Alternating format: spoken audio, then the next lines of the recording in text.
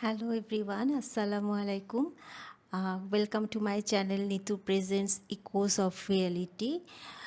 আজকে আমি আবার নিয়ে আসছি আরেকটা ট্রু ক্রাইম স্টোরি, সেটাও একটা ফ্যামিলি রিলেটেড। তো আমি ভাবলাম যে আরেকটা ট্রু ক্রাইম স্টোরি আপনাদেরকে শোনানো যায়। আজকে আমি যেই স্টোরিটা বলবো সেটা হচ্ছে একটা দম্পতির স্টোরি, একটা ফ্যামিলি স্টোরি, যাদের নাম হচ্ছে মার্ক উইঙ্গার আর ডোনা উইঙ্গার। ডোনা উইঙ্গারের জন্ম হয় 10ই নভেম্বর 1963 সালে। আর ওর বাবা মার নাম ছিল, মানে মার নাম ছিল সারা জেন, আর বাবার নাম ছিল রবার্ট ব্রাউন। ডোনা উইঙ্গার আসলে জন্ম হয় একটা ইহুদি পরিবারে। ইহুদি পরিবারে সে বড়, মানে তার ফ্যামিলিটা অ্যাকচুয়ালি ইহুদি ছিল এবং সেই ফ্যামিলিতেই সে হচ্ছে বড় হয়েছে। আর সে সবসময় স্বপ্ন দেখতো যে ওর একটা নিজের ফ্যামিলি থাকবে, একটা নিজের ফ্যামিলিতে সে হচ্ছে এটা করবে ওটা করবে নিজের বাসায়। ছোট ছোট মেয়েদের যেরকম স্বপ্ন থাকে না, সেরকম আর কি। তো খুব ছোট বয়সে কিন্তু ডোনার ফ্যামিলি মানে বাবা মা সেপারেটেড হয়ে যায়।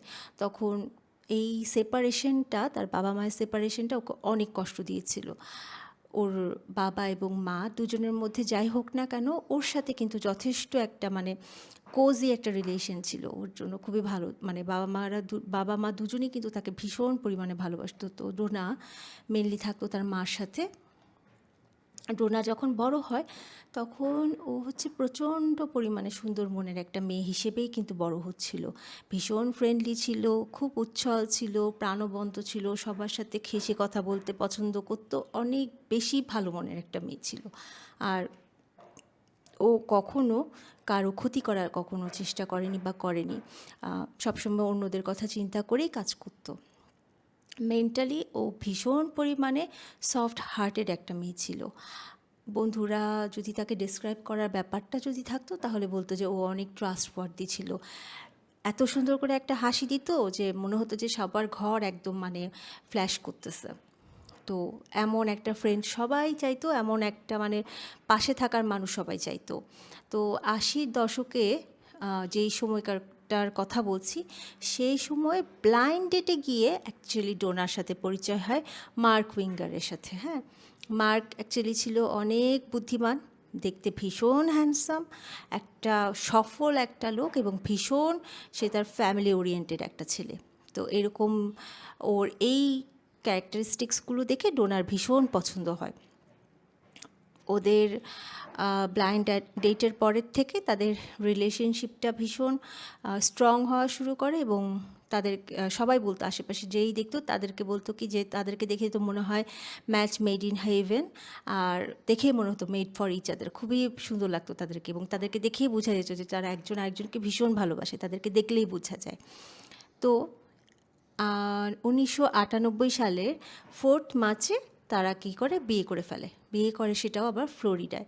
তো মার্ক ছিল মেইনলি নিউক্লিয়ার ইঞ্জিনিয়ার, এবং ওর যেহেতু চাকরিটা ছিল এমন যে সে অন্য জায়গায় যেতে হবে, তো চাকরির কারণেই তাকে চলে যেতে হয়েছিল স্প্রিংফিল্ডে।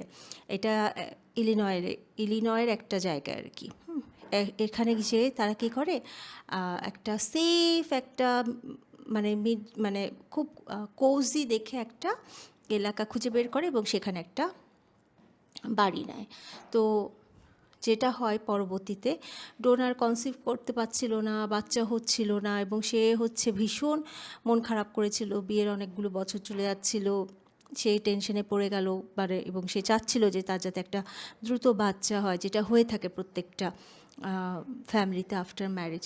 তো অনেক দিন ট্রাই করার পরে সে সিদ্ধান্ত নিল যে যেহেতু তাদের বাচ্চা হচ্ছে না, তো তারা অ্যাডপশনের দিকে যাওয়ার চিন্তা করলো। তো দুজনই রাজি হলো, দুজনই রাজি হয়ে ডক্টরের কাছে বলল যে আপনার কাছে যদি এরকম থেকে থাকে যে কেউ তাদের বাচ্চা দিয়ে দিবে অ্যাডপশনে, তো প্লিজ আমাদেরকে একটু জানাবেন, আমরা নিব।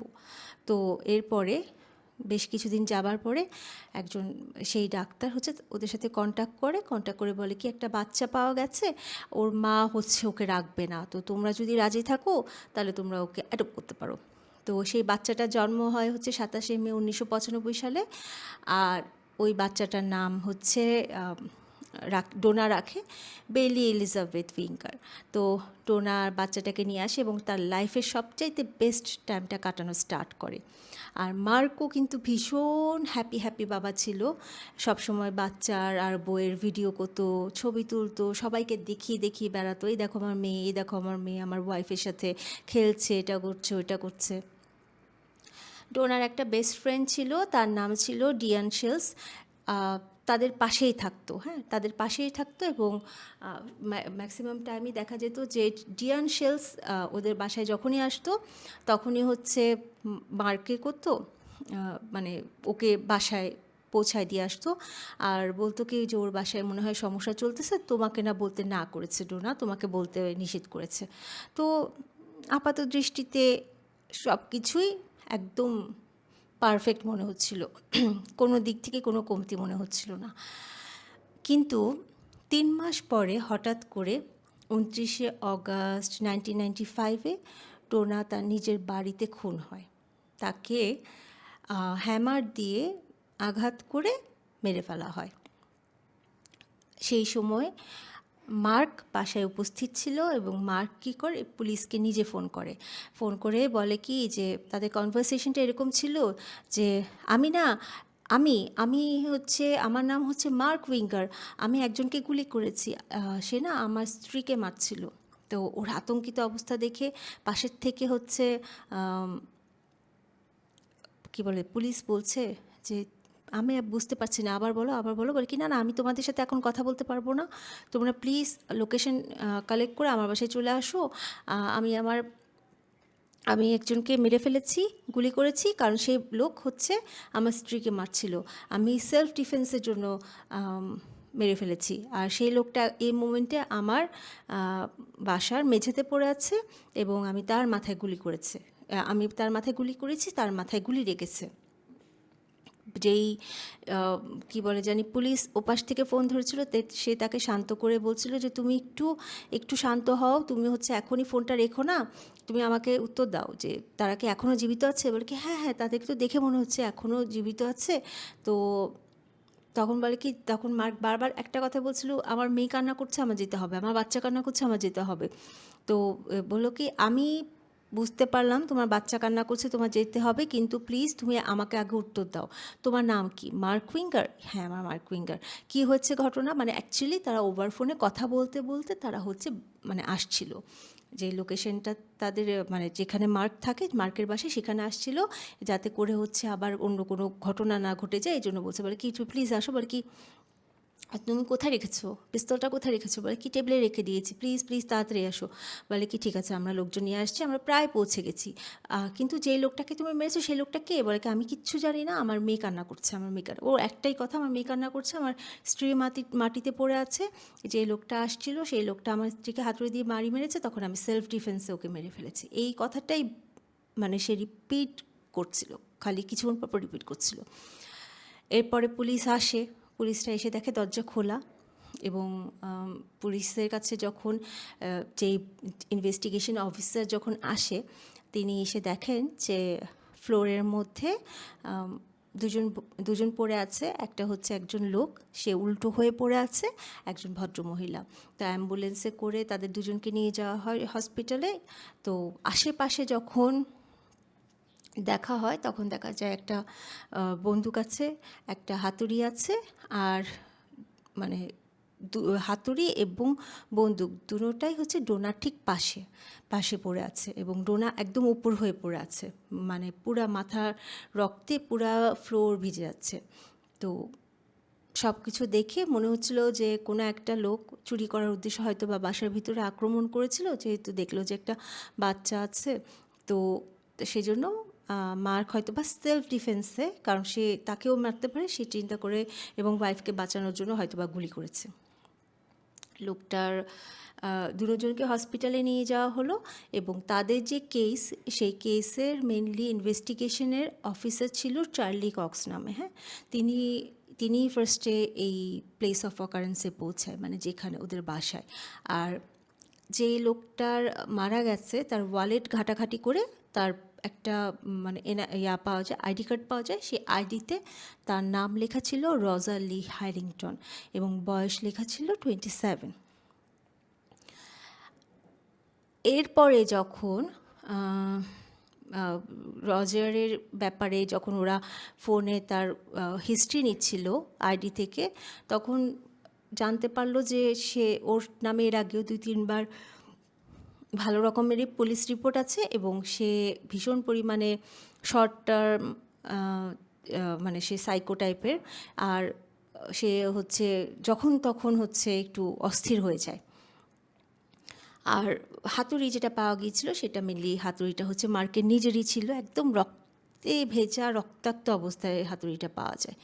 তো যখন পরবর্তীতে চার্লি ওকে জিজ্ঞেস করলো যে আমাকে তুমি এবার বুঝায় বলো তখন তুমি কোথায় ছিলা, কিভাবে কি দেখলা, কি হলো না হলো, তখন মার্ক বলল আসলে আমি সেই মোমেন্টে ট্রেডমিলে ব্যায়াম করছিলাম, তো হঠাৎ আমি নিচে শব্দ শুনতে পাই, যে ধাম ধাম করে দৌড়ে শব্দ শব্দ শুনতে পেয়ে এবং সেই সাথে আমার বাচ্চাটার কান্নার শব্দ।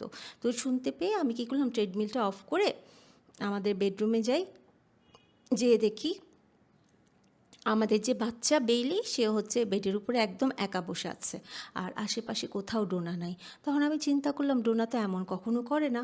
এরপরে আমি কী করলাম, ড্রয়িং রুমে গেলাম। ড্রয়িং রুমে গিয়ে দেখি ডোনাকে হাতুড়ি দিয়ে এই লোকটা বাড়ি মারছে। তো এটা দেখার সাথে সাথে আমার পিস্তলটা ছিল পাশেই। আমি কী করলাম, পিস্তলটা বের করলাম, পিস্তলটা বের করে লোকটার মাথায় ঠাস ঠাস করে গুলি করলাম। তারপরে গুলি করার পরে আমি কয়টা গুলি করেছি জানো? আমি হচ্ছে 1, 2, 3টা গুলি করে ফেলেছি। 3টা গুলি করার সাথে সাথে লোকটা মারা গেল এবং সে বলছে যখন, তখন না সে খুব এক্সাইটেড হয়ে বলছিল যখন সে কী করেছে না করেছে। তো পুলিশ এই রিভলভারটা যখন হাতে নিল তখন দেখলো যে ঠিক রিভলভারের পাশে হচ্ছে একটা সিগারেটের প্যাকেট আর একটা হলুদ রঙের ট্রাভেল মগ খুঁজে পেল। তো এগুলো তো উইঙ্গারের না, তবে হাতুড়িটা উইঙ্গারের আর রিভলভারটা উইঙ্গারের। এরপরে দুজনকে হসপিটালে নিয়ে যাওয়া হলো। হসপিটালে নিয়ে যাবার পরে যাকে মাথায় গুলি করা হয়েছিল রজার হচ্ছে ইনস্ট্যান্ট মারা গেল। আর ডোনা হচ্ছে 1-1.5 ঘন্টা পর্যন্ত ফাইট টাইট করে হসপিটালে মারা গেল।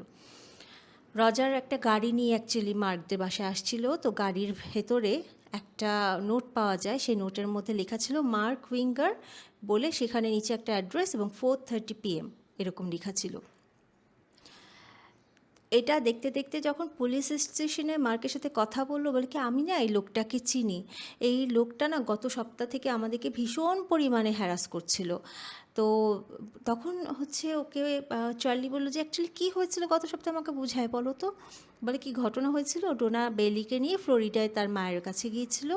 তো তাদেরকে এয়ারপোর্ট থেকে বাড়ি পর্যন্ত পৌঁছায় দেওয়ার জন্য তারা একটা শাটল সার্ভিস নিয়েছিল এবং সেই শাটল সার্ভিসে যে ড্রাইভারটা ছিল তার নাম ছিল রজার, যে এই ভদ্রলোকটা। টোনা তো ফুল রাস্তাতে অনেক বেশি আতঙ্কিত ছিল, কারণ ফার্স্ট অফ অল রজার হচ্ছে ভীষণ পরিমাণে গাড়ি দ্রুত চালাচ্ছিল, চালাচ্ছিল, হঠাৎ হঠাৎ ব্রেক করছিল। আর ডোনাকে কিছুক্ষণ পর বলছিল তুমি জানো আমার মাথার ভিতরে না একটা সোল থাকে, সে সোলটা না কিছুক্ষণ পরপর কথা বলে, তার কথা বলার কোনো স্টেশন নাই, সে না আমাকে খারাপ কাজ করতে বলে। তুমি জানো কীরকম খারাপ কাজ করতে বলে? সে বলে মানুষ মেরে ফেলো, গাড়িতে বোমা বসায় ফেলো। সেই সাথে রজার আবার ডোনাকে হচ্ছে পার্টিতেও মানে কি বলে জানি ডিজে পার্টিতেও ইনভাইট করে, বলে কি আসো আমরা একসাথে ডান্স করবো, বিয়ার টিয়ার খাবো। তো ডোনা যখন বাসায় পৌঁছায়, বাসা পৌঁছানোর পরে সে একটু হয় মানে আরাম পায় এবং এই যে ঘটনাটা তার সাথে হয় রজারের সাথে, সেটার সাথে ডোনা তার বোনকে জানায়। তো মার্ক যখন এই কথাগুলো শোনার পরে তো ভীষণ রেগে যেয়ে বলে কি ডোনা তুমি ইন ডিটেলসে টাইম সহ মেনশন করে একটা পেপারে লিখে ফেলো। এরপরে কিছুদিন পর থেকে ডোনা কী করে, একটা আননোন ফোন পাওয়া শুরু করে আর আননোন নাম্বার থেকে কল আসলেই বলে ডোনাকে দাও, আমি হচ্ছে ডোনার সাথে কথা বলতে চাই। তখন ওরা মনে করে যে এটা হয়তো বা রজারেরই কাজ। সাথে সাথে গিয়ে মার্ক কী করে, পুলিশের কাছেও কমপ্লেন করে এবং শাটল কোম্পানির যে অথরিটি তাদের কাছেও জানায় এবং শাটল কোম্পানির অথরিটির সাথে সাথে রজারের চাকরি থেকে বের করে দেয়। তো কক্স মনে করছিল যে চার্লি কক্স যে হয়তোবা চাকরিটা হারানোর কারণে হয়তো রজার রেগেমেগে গিয়ে ডোনার উপরে আক্রমণ করলো আর কি। আর যেহেতু ডোনা নিজেই একদম ইন ডিটেলসে নোট লিখে রেখেছিল যে রজারের সাথে তার কী কী হয়েছিল, তার মানে বোঝাই যাচ্ছে যে ডোনাও একটু আতঙ্কিত ছিল এবং বেশ ভালোই একটা টাফ একটা সময় দিয়ে গিয়েছে। এবং এটা হয়তো বা এই কারণেই হতে পারে যে তার চাকরিটা তখন ছিল না। যাক, তখন হচ্ছে মাত্র ৩১ বছর বয়সী ডোনা তখন একটা বাচ্চার মা হয়েছিল এবং মারাও গেল। পুরা পরিবার একদম খবরটা শুনে একদম ভেঙে পড়ে। তারা তো বিশ্বাসই করতে পারছিল না যে কেউ ডোনাকে এভাবে করে মেরে ফেলতে পারবে, তাও কাকে? ডোনাকে, যে এত ভালো একটা মেয়ে ছিল, সবার চোখের মণি ছিল। পরবর্তীতে যে পোস্টমর্টেমে দেখা যায় যে ৬ বারের মতো মাথার মধ্যে হাতুড়ির আঘাত করা হয় এবং সব শেষে পুলিশ কী করে একটা ডিসিশনে চলে আসে যে মার্ক হচ্ছে সেলফ ডিফেন্সে কাজ করেছে এবং মার্ক হচ্ছে সবার নায়ক। তো সবাই তখন মার্ককে ওয়া ওয়া ওয়া বলতে থাকে, তুমি তুমি তো অ্যাটলিস্ট চেষ্টা করেছো বউকে বাঁচানোর জন্য। তো এরপরে রজার কী করে, রজার বলছি, মার্ক তো একদম ডিপ্রেশনে চলে যায়। আর অন্যদিকে রজারের তো একটা ফ্যামিলি আছে, তারা যখন জানতে পারে যে এরকম করছে, তারা কিছুতেই এটা মেনে নিতে পারে না যে রজার এরকম করতে পারবে কি। হ্যাঁ, ও একটু পাগলাটে টাইপের, কিন্তু এরকম তো ছেলে না সে। হয়তো বা সে এরকম বলতে পারে, কারণ হচ্ছে আমাকে আমাদের বাচ্চা মানে ছেলে একটু একটু বলে যে আমার সাথে কেউ একজন কথা বলে, কেউ একজন কথা বলে, বাট এই ধরনের সে কাজ করবে আমরা মানতে পারি না। মাত্র ৪৮ ঘন্টা সময় লাগে পুলিশের কাছে কেসটা বন্ধ করে দেওয়ার জন্য। আর ধরেই নেওয়া হয় যে রজারের যে খুনি, মেনলি মিস্টার মার্ক ফিঙ্গার, সে তার সেলফ ডিফেন্সেই মিস্টার হ্যারিংটনকে গুলি করেছে এবং তার বিরুদ্ধে সেজন্য কোনো গুলি বলছে অভিযোগ আনা হবে না। তো এই জন্য ওকে আর কিছুই করা হয় না, সবাই ডোনার মৃত্যুতে ভেঙে পড়ে এবং ওকে নিয়েই চিন্তা করে, সেই সাথে মেয়ে বেইলির কথা। সবচাইতে বেশি যাকে দেখা যায় যে যে মানে হয়ে যায়, মানে নরম হয়ে যায়, সেটা হচ্ছে মার্ক। মার্ক বারবার বলতে থাকে যে আমি একটা মেয়েকে, বাচ্চাকে কিভাবে বড় করব। তো ডোনার পরিবারকে বারবার সে ডাকে, বারবার বলে যে তোমরা আসো, মেয়েকে একটু দেখাশোনা করো। তো ডোনার ফ্যামিলি বারবার ফ্লাইটে করে স্প্রিংফিল্ডে যায়, তারপরে হচ্ছে মেয়েকে দেখে। তারা হচ্ছে তাদের যে ইহুদিদের যে কি বলে জানি কাস্টম অনুযায়ী যে করে, ফিনারেল করে, সেগুলো করে, যা যা ওয়ে আছে সবগুলো করে। তো মার্ক বারবার খালি একটা কথাই বলে যে আমি কোনো ক্রমেই বিশ্বাস করতে পারছি না যে এমনটা আমার সাথে হচ্ছে। আমার যেদিন ওয়াইফ মারা যায়, আমার পার্টনার যেদিন মারা যায়, আমার লাভেবল পার্সন যেদিন মারা যায়, সেদিন আমি কিন্তু আমার অফিসে কালিগদেরকেও দেখাচ্ছিলাম যে দেখো, এটা হচ্ছে আমার বউ আর এটা হচ্ছে আমার বাচ্চা, দেখো কি সুন্দর। আমি খুব গর্ব করে ওদেরকে দেখাচ্ছিলাম কি সুন্দর একটা ফ্যামিলি আমি বিলং করি। আর কয়েক ঘন্টার মধ্যে আমি এসে দেখি আমার মানে এত বিলাভড একটা ফ্যামিলির, আমার ওয়াইফের রক্তে ভেজা মৃতদেহ মাটিতে। তো এটা বলতে বলতে সে খালি কিছুক্ষণ পর কান্না করে দিচ্ছিল। ইভেন সে এটা আফসোস করছিল যে আমাকে একটা মানুষকে মেরে ফেলতে হয়েছে। আমি কখনো লাইফে কল্পনাও করি নাই যে আমার দ্বারা একটা মানুষকে খুন করা হবে।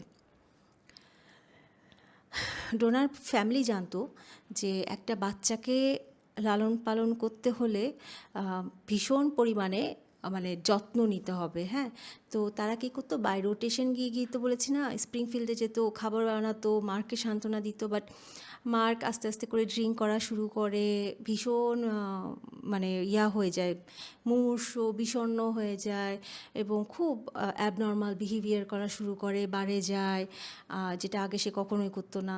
তো সবাই ভেবেছে হয়তো বা ওয়াইফ মারা যাওয়াতে সে হয়তো বা একটু মানে হয়ে গেছে, মানে শোকে পড়ে গেছে। তবে সারপ্রাইজিংলি মার্ক আগে কখনো কি বলবো এটাকে, ফাইটিং যে ভয়ঙ্কর মারামারি মারদাঙ্গা কারণটা রক্তাক্ত মুভি, এই পাশে গুলি করছে ও পাশে গুলি করছে এরকম যে মুভি, এগুলো কখনো দেখতো না। বাট অদ্ভুতভাবে সে অনেক দেখা শুরু করলো ডোনার মারা যাওয়ার পর থেকে, দেখা শুরু করলো। তো ডোনার মা বলছিল কিছুদিন যাবার পরে যে মার্ক এভাবে করে করে মানে 4 মাস পরে আর কি বলছে, মার্ক এভাবে করে করে তো আসলে আমাদের বারবার আসাটা পসিবল না। তো আমার মনে হয় কি তুমি একটা পার্মানেন্ট ন্যানি ট্যানি কিছু অ্যাপন করো, কারণ এভাবে করে আর কতদিন আমরা এত দূর থেকে আসা যাওয়া করব। তো মার্ক রাজি হয়ে যায় এবং সে একটা ন্যানি অ্যাপন করে এবং তার নাম হচ্ছে রেবেকা শুলস। রেবেকা শুলস ছিল ভীষণ সুইট দেখতে একটা মেয়ে, খুবই সুন্দর, বাচ্চাদের সাথে সে ভীষণ ভালো থাকে, স্পেশালি সে বেইলিকে অনেক অনেক আদর করে। আর বেইলিও হচ্ছে রেবেকার কোলে টোলে থাকলে সে হচ্ছে খুব মানে ওয়ার্ম ফিল করে, মা মা ফিল করে। তো এমনভাবে রেবেকার সাথে বেইলির একটা হলো, মানে এমনভাবে দুজনের সম্পর্ক হলো যে মাত্র 2-3টা মাসে যে বাচ্চা দুইটা মা হারিয়েছে, কারণ ওর নিজের মা প্লাস ও তো অ্যাডপ্টেড ডোনাদের। তো মনে হচ্ছিল যে রেবেকার কাছ থেকে সে হচ্ছে তার একটা বেস্ট চাইল্ডহুড পাবে। রেবেকা খালি কিছুক্ষণ পরপরই বলতো যে এত ছোট একটা বাচ্চা এত কিছু সহ্য করছে তবুও হাসছে, আমার খুব মায়া লাগে ওকে দেখলে। তো সবাই আস্তে আস্তে বুঝতে পারলো যে রেবেকা হচ্ছে ন্যানি হিসেবে একদম পারফেক্ট। কেসও বন্ধ হয়ে গেল, যে যে মেরে ফেলেছিল অপরাধী সেও মারা গেল, আর ফ্যামিলিও আস্তে আস্তে স্বাভাবিক হওয়া শুরু করলো। তো কয়েক মাস যাবার পরে মার্ক হঠাৎ ফোন করে ইয়াকে জানালো যে কি বলে, ডোনার ফ্যামিলি মেম্বারদেরকে জানালো যে বেইলি একটা ভাই বোন পেতে যাচ্ছে। কথাটা শোনা মাত্রই ডোনার ফ্যামিলি তো খুবই চিন্তায় পড়ে গেল, কি ভাই বোন পেতে যাচ্ছে। তখন মার্ক জানালো যে রেবেকা যে ন্যানি হচ্ছে ওদের বাসায় আসছে সে হচ্ছে প্রেগনেন্ট। সেই কারণে মার্ক হচ্ছে বলেছে যে বেইলি হচ্ছে ভাই বোন পেতে চাচ্ছে। তখন সবাই অবাক হলো যে মার্কেট তার নানির সাথে সম্পর্ক শুরু করে দিয়েছে এত দ্রুত, আর মাত্র কয়েক মাস পরেই হচ্ছে বলল যে ভাই বোন পেতে যাচ্ছে, এত দ্রুতই সে প্রেগনেন্ট হয়ে গেল। তো মার্ক খালি বলেছে ফোনের মধ্যে যে রেবেকা হচ্ছে আমার লাইফের একটা ডোনার পাঠানো দেবদূত। তো আমি হচ্ছে রেবেকা আমাকে এই থেকে উঠে আসতে সাহায্য করছে, আর ও এখন আমার পরিবারের অংশ। সো আমি হচ্ছে রেবেকাকে মনে করছি যে ডোনারই হচ্ছে একটা অপোজিট না সেম পার্ট। আর বেইলির সাথে যেহেতু ওর একটা অন্যরকম মাতৃত্বপূর্ণ সম্পর্ক হয়ে গেছে, তাই এখন আমি হচ্ছে চাই ওর সাথে একটা নতুন করে পরিবার করতে। তো ডোনার পরিবার একটু অবাক হলেও বললো যে না না অসুবিধা নেই, কারণ তারাও রেবেকাকে পছন্দ করতো। তো বাট একজন যে হচ্ছে রেবেকাকে পছন্দ করতো না সেটা হচ্ছে ডোনার একটা ক্লোজ ফ্রেন্ড, যার হাজব্যান্ডের সাথে মানে সমস্যা ছিল বলেছিলাম না, যে ডিয়ান শুলস। সে সে মনে করতো কি রেবেকা তো এত দ্রুত এসে কিভাবে জায়গা করে নিল এই জায়গায়, না এটা তো উচিত না। তো এখন in the meantime Mark কী করলো, ক্রাইম ভিকটিম কম্পেনসেশন অ্যাক্টের আন্ডারে $25,000 পায়, আর সেই সাথে $1,50,000 একটা লাইফ ইন্স্যুরেন্সও পায়। আর ও কী করে তখন কমিউনিটি যে কমিউনিটি তাকে সাপোর্ট করেছিল তাদের কমিউনিটি সাপোর্টের থেকেও একটা বিশাল বড় অঙ্কের হেল্প পায়। তো সবাই তার প্রতি খুবই এমনিতেও ছিল, সফট ছিল, তাকে খুবই সহানুভূতি দেখাচ্ছিল। ইভেন তার ওয়ার্ক প্লেসেও সে হচ্ছে পাচ্ছিল, প্রমোশন পাচ্ছিল। কিন্তু 5 মাস পর মার্ক হঠাৎ করে যে চার্লি কক্স আছে না, যে ইনভেস্টিগেশন করছিল, সে তাকে ফোন করে বলে কি যে আমার বন্দুকটা এবার আমাকে ফেরত দাও।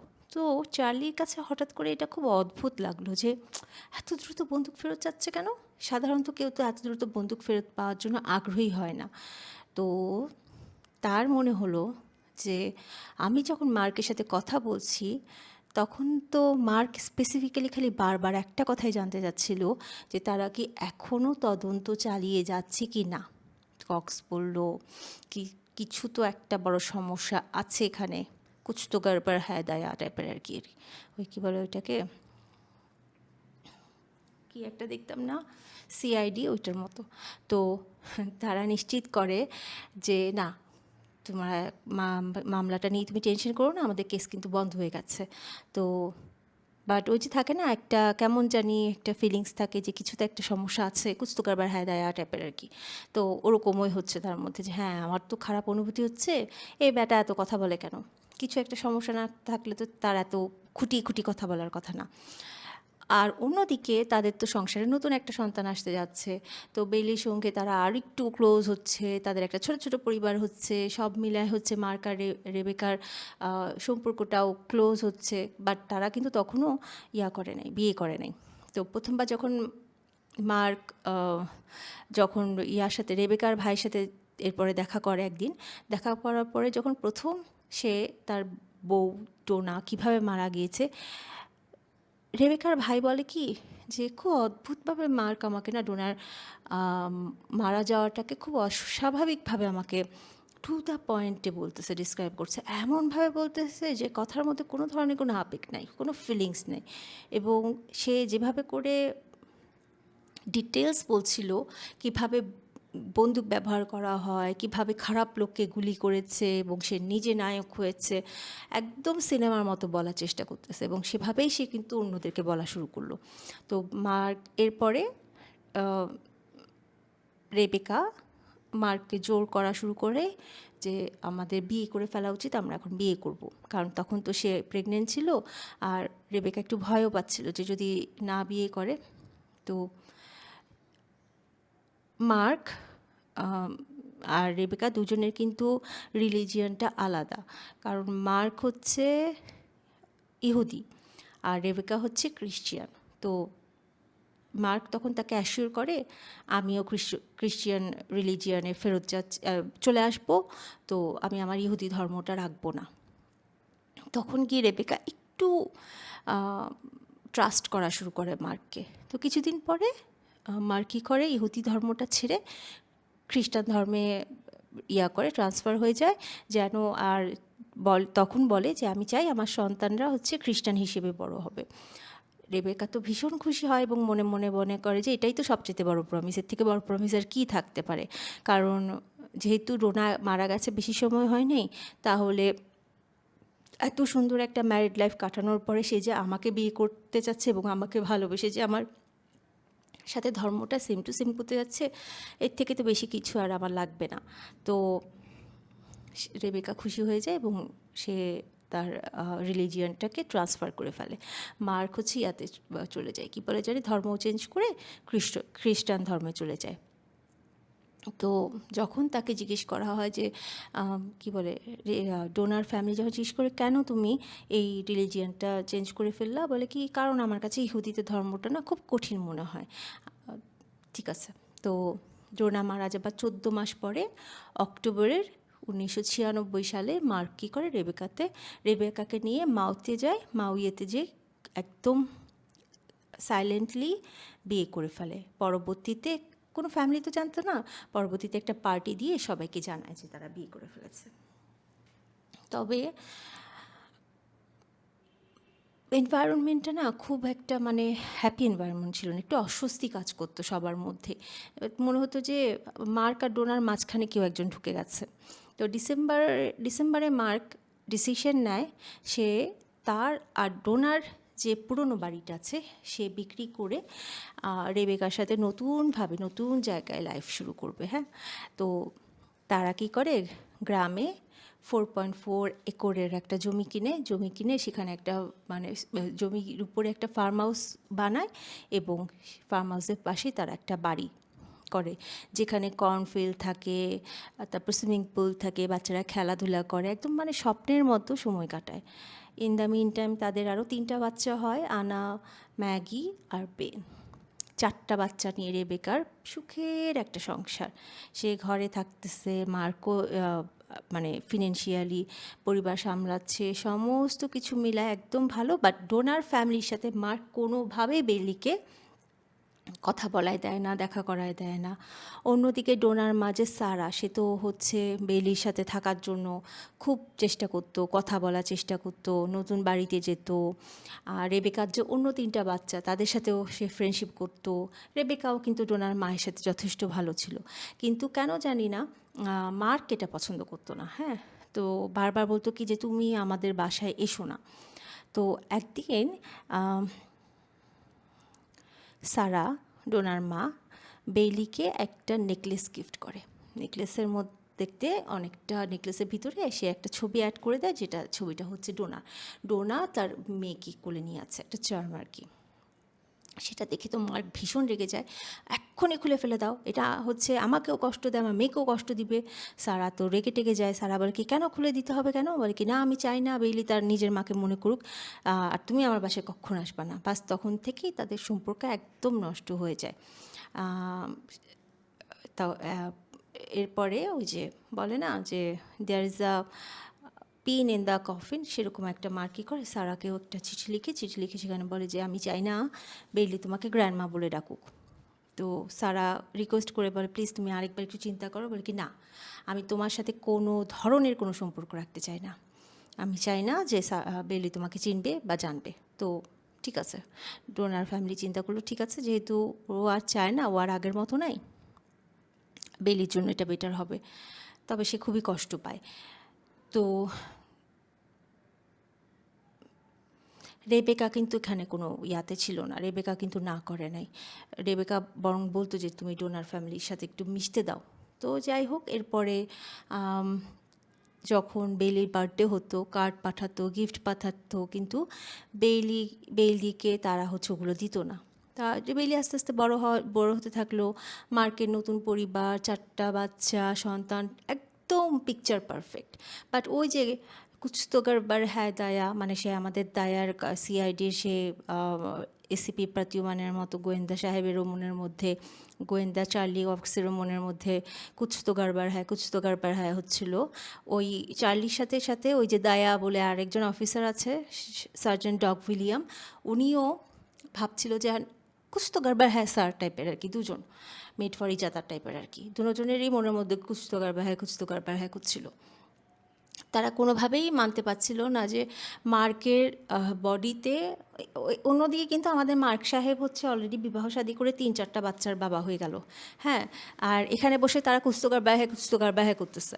তো তারা বুঝতে পারছে না যে মার্কের শরীরে কোনো রক্ত ছিল না, তারপর যেই জায়গাটাতে ছিল সেখানে হচ্ছে রক্ত, তারপর মাথার যে মানে লেফট পার্টিকলস ওগুলা ছিল, মার্কের গায়ের মধ্যে কোনো কিছু ছিল না কেন। তো মার্ক আবার বলেছিল যে আমি সামনে থেকে রজারকে গুলি করেছি, কিন্তু আসলে গুলিটা লেগেছে মাথার পেছন থেকে। তো সমস্ত কিছু মিলে ডোনার বাবাও সন্দেহ করছিল, বললো যে না, দেয়ার ইজ সামথিং মানে bad, there is something happening with my Donna. But ডোনাও তাকে হচ্ছে মানে ডোনার যেদিন ফিউনারেল হলো সেই দিনও মার্ক হচ্ছে ডোনার বাবাকেও এত সুন্দর করে গল্প করে করে বলছিল যে কোনো ফিলিংস ছিল সেটা বোঝা যাচ্ছিল না।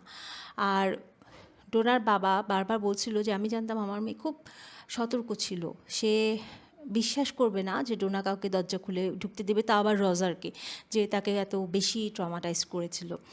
আর রজারের ফ্যামিলি তো প্রথম দিন থেকেই বলতো যে আমাদের ছেলে নির্দোষ, যেটা সবার ফ্যামিলিই বলে, কেউ করলে আমার ছেলেও যদি কোনো অকারেন্স করে আসবে স্কুল থেকে, আমি বলবো আমার ছেলে নির্দোষ, ওকে নিশ্চয়ই কিছু খাইয়ে এটা করানো হয়েছে, স্বাভাবিক, মারা ফ্যামিলিরা তো কখনোই বলবে না। নিজের ঘরের ফুটাটা কেউ দেখে না, অন্যের বাসার চালে কয়টা ফুটা আছে এটা সবাই পছন্দ করে দেখতে। আচ্ছা, আমি হয়তো অন্যদিকে চলে যাচ্ছি, আবার ব্যাক টু দ্য প্যাভিলিয়ন। তো হঠাৎ করে একটা ভীষণ বড় একটা ঘটনা ঘটে, যেটার কারণে সমস্ত কিছু পুরা মার্কের ওয়ার্ল্ডটাই আপসাইড ডাউন হয়ে যায়। অক্টোবর 1998-এ মার্ক খুব সিক হয়ে হসপিটালাইজড হয়, আর রেবেকা ওর সাথে যায় হসপিটালে। হ্যাঁ, সেখানে গিয়ে তাদের দেখা হয় ডোনার হচ্ছে বেস্ট ফ্রেন্ড ডিয়ান শুলসের সাথে, যার হাজব্যান্ডের সাথে প্রবলেম চলছিল। সেখানে গিয়ে মার্কের সাথে ডিয়ানের অনেক তর্ক হয়। মার্ক বলে চুপ বেটি, আমি আর তোর সাথে কখনো কথা বলবো না, তুই আমার আশেপাশে আসবি না, বদমাইশ। তখন ডিয়ান বলে কি ও হো সেটা টিটা, ঠিক আছে দাঁড়াও দাঁড়াও, আমিও চিন্তা ভাবনা করছি, তোমাকে আমি ফাঁসানোর ব্যবস্থা করছি, ওয়েট অ্যান্ড সি। বলে ডিয়ান যায় ফেব্রুয়ারি 1999-এ পুলিশের কাছে, যে বলে কি পুলিশ ভাই আপনারা তো কুছ তো কারবার হ্যাঁ করছেন, তো আমি আপনাদের কাছে একটা গোপন তথ্য ফাঁস করতে আসছি।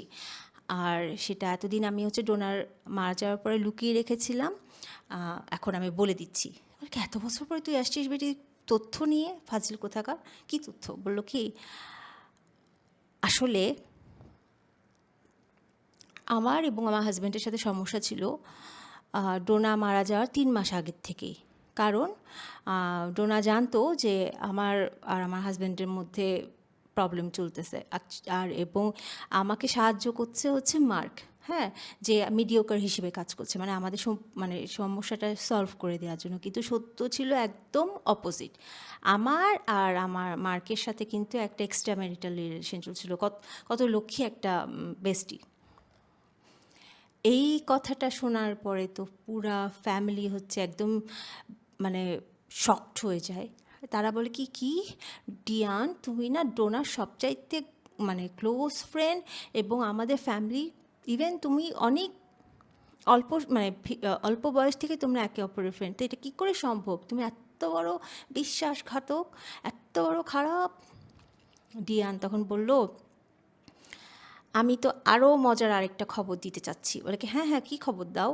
বললো কি মার্ক আমাকে বলেছে যে সব কিছু সহজ হয়ে যেত যদি ডোনা ইজিলি মারা যেত। এবং মার্ক কিন্তু চেয়েছিল যে ডোনাকে সে হচ্ছে কী বলে এটাকে, ডিয়ানকে সে হচ্ছে ডোনার কে মেরে ফেলার সময় কাজে লাগাবে এবং তাকে কিছুই করতে হবে না বলেছে তুমি খালি পুলিশকে ফোন করে বলবো জানো আমি তোর বাসার সামনে গিয়ে কলিং বেল বাজাচ্ছি, দেখি দরজা খোলা, ভিতরে ঢুকে দেখি কি ডোনা মারা গিয়েছে। বাট ডিয়ান বলেছে তুমি কি পাগল, আমি চাই না এই পুলিশের মামলায় ইনভলভ হতে, আর আমি ডোনাকেও কোনো ধরনের কোনো আঘাত করতে চাই না। তো গোয়েন্দাদের কাছে কুছ তো গড়বড় হ্যাঁ সলভড হয়ে গেল, তাদের কাছে 2-2-4 ম্যাচ হয়ে গেল। মার্ক জানতো ডোনা হচ্ছে এয়ারপোর্ট থেকে ফেরার পথে রজারের সঙ্গে একটা ভীষণ তিক্ত অভিজ্ঞতার শিকার হয়েছিল, আর সে ভাবল এটাই আমার জন্য এখন সুবর্ণ সুযোগ। সে হচ্ছে সুন্দর মতো করে মুভির যে ইয়াগুলো থাকে না প্ল্যানগুলো, সেই প্ল্যানগুলো অনুযায়ী একটা ছক বাঁধা শুরু করলো যে কিভাবে রজারকে ফাঁসানো যায়। তো সে তাকে প্রথমে জবলেস করলো, এরপর ভাবলো জবলেস করে ওই ব্যাটাকে বাসায় আনতে হবে।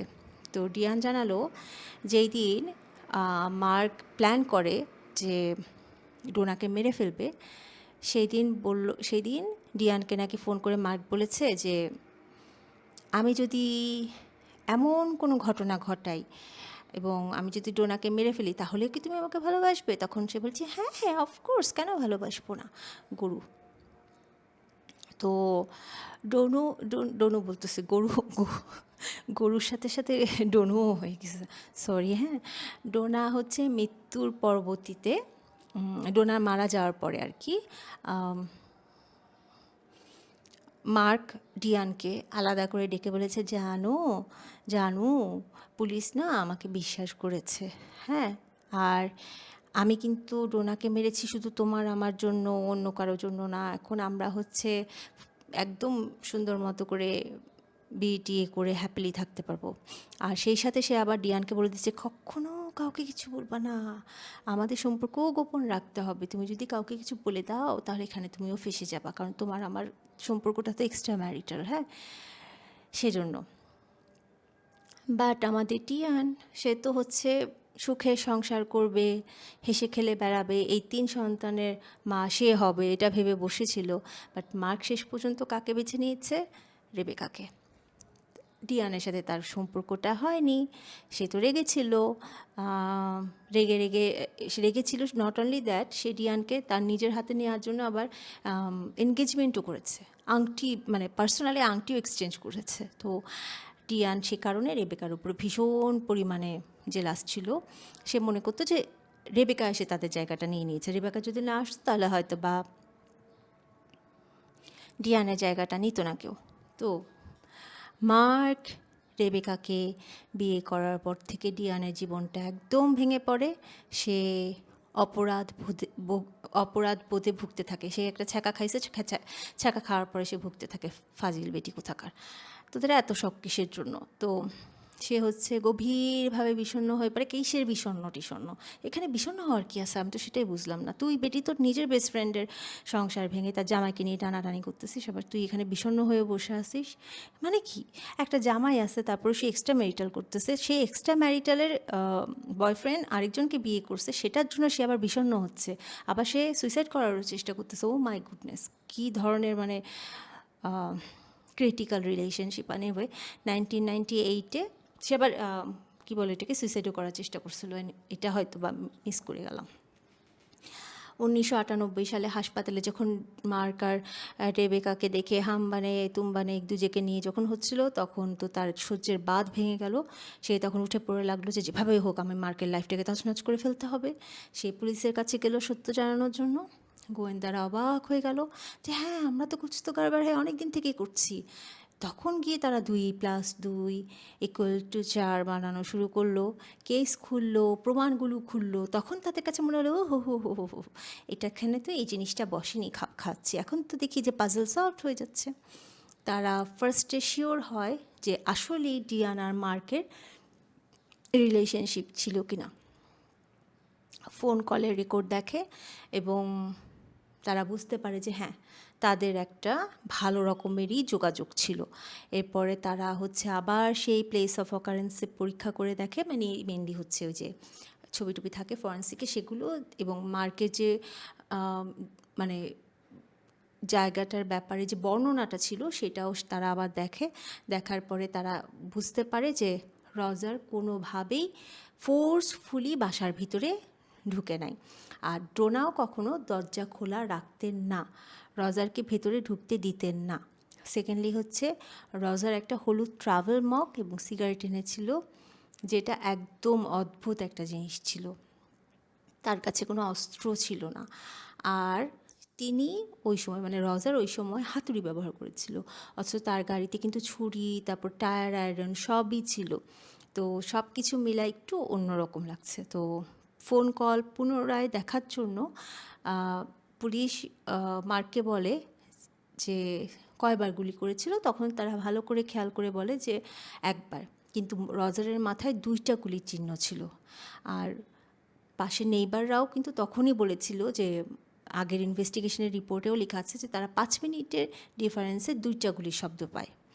তো গোয়েন্দারা যারা ইনভেস্টিগেশন অফিসাররা আছে তারা মানে সমস্ত ফাইল টাইল খুঁজে টুজে দেখে মার্কের প্রবলেম আছে। মার্কের প্রবলেম আছে যেখানে মেনলি তারা বুঝতে পারে যে মার্ক তাদেরকে সুন্দর মতো করে গরু বানিয়ে ডাঙ্কি বানিয়েছে।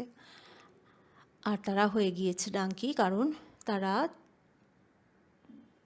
প্লেস অফ অকারেন্সে যে ছবি পায় সেই ছবিগুলোকে 3টা পাশাপাশি করে ফার্স্টে দেখে যে রজারের বডিটা কোথায় ছিল। মার্কের গল্পের সাথে সেটা মিলে নাই।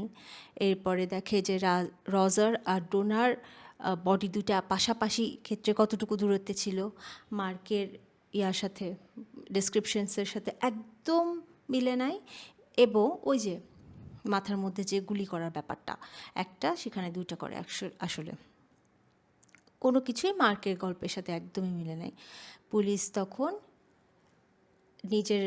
নিজেরা আবার ইনভেস্টিগেশন করে এবং তারা আরও জানতে পায় যে রজারের যে রুমমেট ছিল সেই সময় সুশান কলিন্স, উনি বলেছিল যে যেদিন রজার মারা যায় সেদিন হচ্ছে সামওয়ান রজারকে ফোন করে, ফোন করে দেখা করতে বলে, এবং রজার সেটা একটা ছোট্ট চিরকুটে লিখে রেখেছিল। এবং যখন ইনভেস্টিগেশন করা হচ্ছিল তখন কিন্তু সেটা ওখানে বলেই নাই, সেটাকে একদম এক্সক্লুড করা হয়েছে। ওই যে অ্যাড্রেস দেওয়া ছিল। তো এরপরে মার্কের গল্পটাকে একদম টোটালি হচ্ছে একদম ভেঙে টেঙে একাকার চুরমার হয়ে যায়। আসলে মার্ক নিজেই রজারকে হচ্ছে সেদিন তাদের বাসায় ডাকে। রজার কোনো জোর জবরদস্তি করে বাসায় স্টকারও ছিল না, প্রবেশও করে নাই। সে অ্যাকচুয়ালি গেস্ট হিসেবে ওই বাসায় গিয়েছিল। মেনলি মার্ক তাকে ডাকে মেরে ফেলার জন্য, আর রজার ভাবছিল যে হয়তো তাদের মধ্যে একটা মিসআন্ডারস্ট্যান্ডিং হয়েছে, সেটা হয়তো বা দূর করার আজকে একটা সুবর্ণ সুযোগ, এবং তার যেহেতু জব চলে গেছে একটা দুষ্টামি করে কথা বলার কারণে, তো হয়তো সে চাকরিটা ফেরত পাবে। তো এই নিউজটা হচ্ছে ধীরে ধীরে পুরা মিডিয়াতে ছড়ায় যায়। রজারের পরিবারের সবাই বলা শুরু করে যে হ্যাঁ আমরা তো জানতাম রজার নেই তো, সে তো মারতেই পারে না। ডোনার পরিবারও শোনার পরে একটু স্তম্ভিত হয়ে যায়। ওরা বিশ্বাসই করতে পারে না যে মার্ক নিজেই ডোনার মানে মৃত্যুর সাথে জড়িত। তাদের কাছে মনে হচ্ছিল যে মার্ক হাতুড়ি দিয়ে তার মেয়েকে মেরে ফেললো যখন তার একটা বাচ্চা ঘরে ছিল। রেবেকা একদম ভেঙে পড়ে। সে বিশ্বাসই করতে পারছিল না যে মার্কের মতো একটা ভালো বাবা কী করে এত ভয়াবহ পরিমাণে একটা কাজ করতে পারে। কারণ তার কাছে ছিল মার্ক একটা নায়ক, যে তার স্ত্রীকে বাঁচানোর জন্য একদম জাহান পরাণ একাকার করে পুরো পৃথিবীটাকে উল্টায় পাল্টায় একদম একাকার করে ফেলছে, বাহুবলীর মতো। তো ইনভেস্টিগেশন আবার শুরু হলো এবং পুলিশ মার্কের বাড়ি খেয়াল করা শুরু করলো। এবং 24 অগাস্ট সকালবেলা মার্ক যখন কাজের জন্য বের হচ্ছিল তখন পুলিশ কী করলো, তাও বের হচ্ছিল তখন আবার সে আরেকটা মজার কাজ করলো যে ওখানে একটা অফিসার দাঁড়ানো ছিল, তাকে সে আবার হুমকি দিল, হেই আমার এবং আমার ফ্যামিলিকে একা ছেড়ে দাও, আশেপাশে থাকবা না, তোমাদেরকে দেখলে আমার ভয় লাগে, আমার ফ্যামিলির লোকজনেরও ভয় লাগে, আমার বাচ্চাদেরও ভয় লাগে। তো এবার পুলিশ এরপরে সিদ্ধান্ত নিল যে হ্যাঁ এবার ওকে গ্রেফতার করা যায়। কয়েক ঘন্টা পরে সেদিন সকালবেলা 11টার দিকে ওকে গ্রেফতার করে অফিসে নিয়ে গেল। তো মার্কের সেক্রেটারি তখন রেবেকাকে জানায় যে অফিস থেকে নিয়ে গেছে। তো রেবেকা খুব স্বাভাবিক ভেঙে পড়ে। তাদের বড় মেয়ে বেইলি তখন মাত্র বয়স 6 আর ছোট বাচ্চাদের বয়স হচ্ছে কত বলবো 2, 1 এরকম। তো অনেকেই বিশ্বাস করতে চাইছিলেন না যে মার্ক খুন করতে পারে, বাট ডোনার পরিবার চাচ্ছিল যে হ্যাঁ, যে ডোনার ফ্যামিলি ভাবছিল যে না হয়তো বা মানে সে হয়তো খুন করে নাই। মে 2002-এ বিচার শুরু হয় ডোনা মারা যাওয়ার প্রায় 7 বছর পরে। সেই সময়ে রেবেকা একদম পুরোপুরি ভেঙে পড়ে। তার হাজব্যান্ডকে সে সাপোর্ট করার চেষ্টা করে। রজার আর ডোনা দুজনেরই ফ্যামিলি মেম্বাররা আদালতে উপস্থিত ছিল, কিন্তু মানে কি হবে না হবে বোঝা যাচ্ছিল না। হ্যাঁ, তো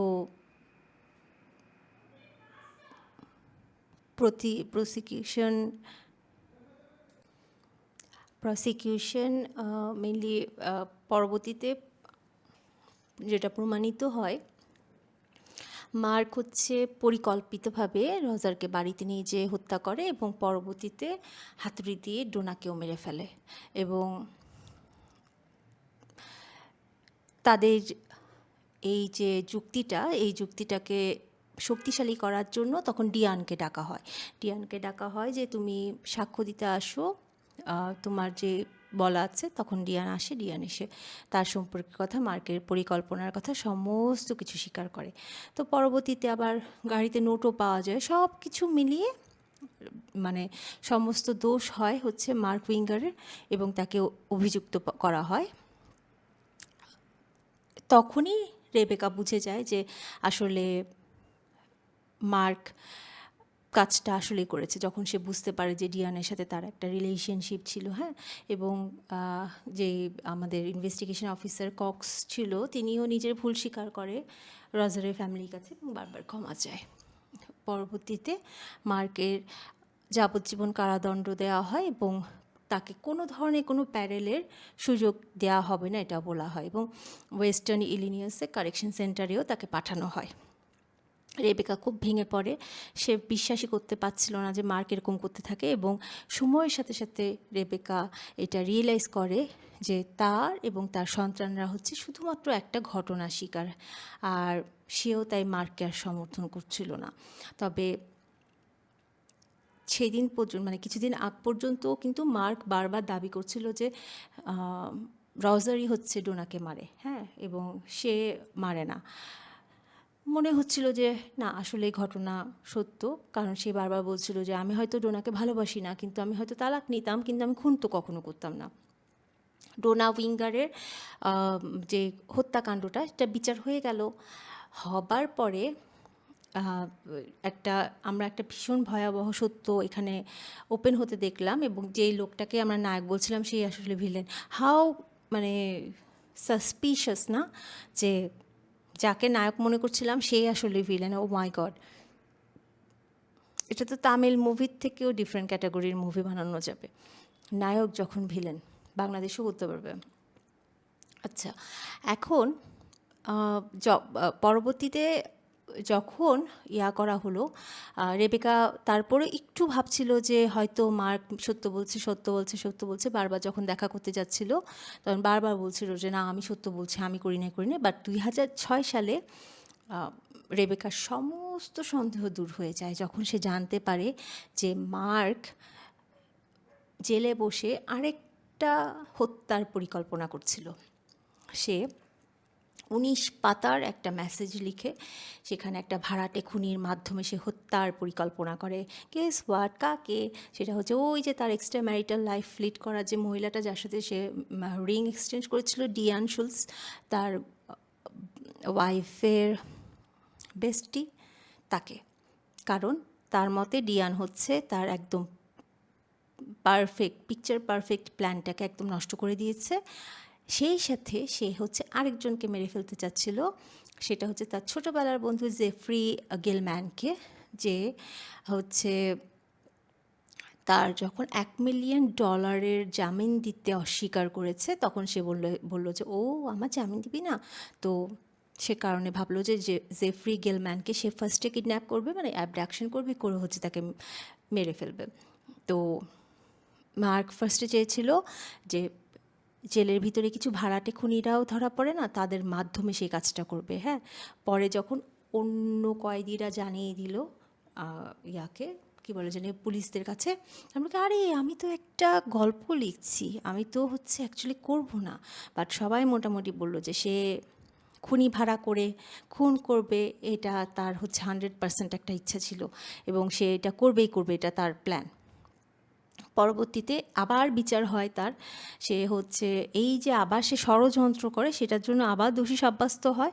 এবার অতিরিক্ত 35 বছরের সাজা দেওয়া হয়। তার মানে তো সারাটা জীবন ওইখানে বসে বসে এগুলোর জন্যই তুই হচ্ছে পচে মরবি।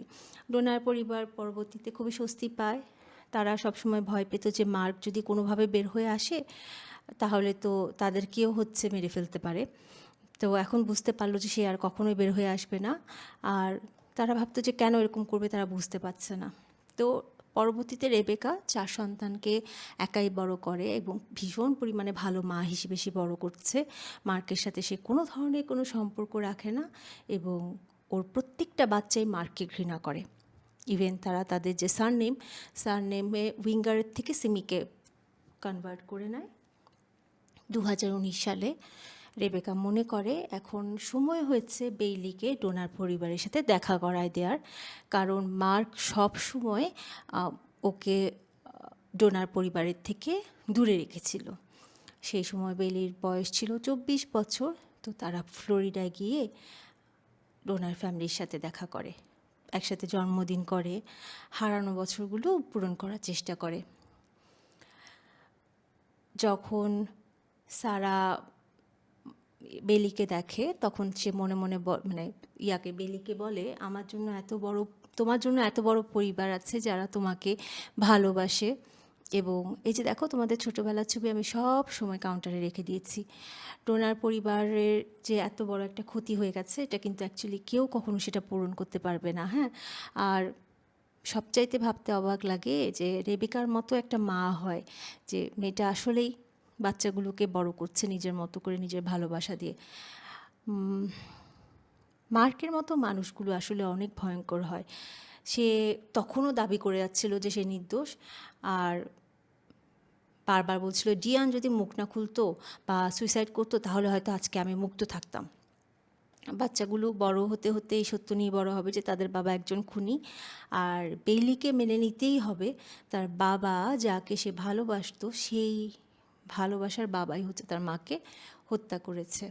একটা অন্যরকম একটা মানে তাদের জন্য লাইফটা বরবাদ হয়ে গেল না, অদ্ভুত কেসগুলোর একটা।